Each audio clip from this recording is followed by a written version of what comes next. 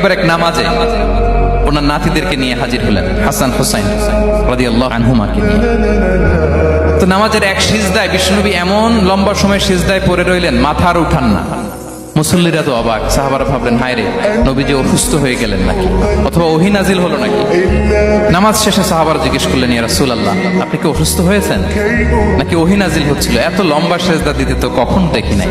বিশ্বনবী বললেন, না না, কুল্লুন যালিকা লাম ইয়াকুন, কোনটাই না, বরং ওয়ালাকিন্নাবনি ইরতাহালানি, আমার নানা ভাই হাসান হুসাইন সিজদারত অবস্থায় আমার পিঠের উপরে উঠে বসেছিল।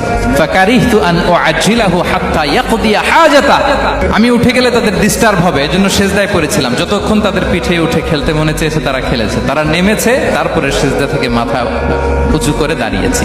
সুবহানাল্লাহ। তা আমরা কাঁধে নিয়ে খেলবো তো দূরের কথা, আমরা অনেকে বাচ্চাদেরকে মসজিদে দেখলেই রেগে যাই, আছে না নাই? এক মুরব্বীরা আছে মসজিদে বাচ্চা দেখতে পারে না, দেখলে হ্যাঁ খিটখিটে মেজাজের হয়ে যায়, রিয়েক্ট করে।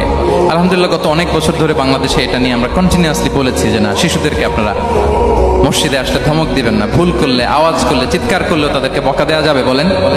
আজকে যদিও বকা খেয়ে মসজিদ থেকে ফিরে যায়, আর কোনোদিন মসজিদের দিকে পা বাড়াবে?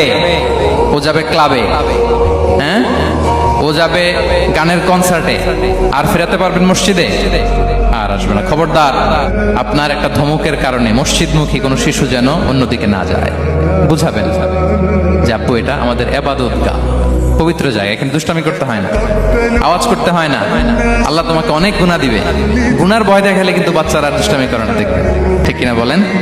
এই সেন্সটা তাদের আছে, এভাবে বুঝাবেন।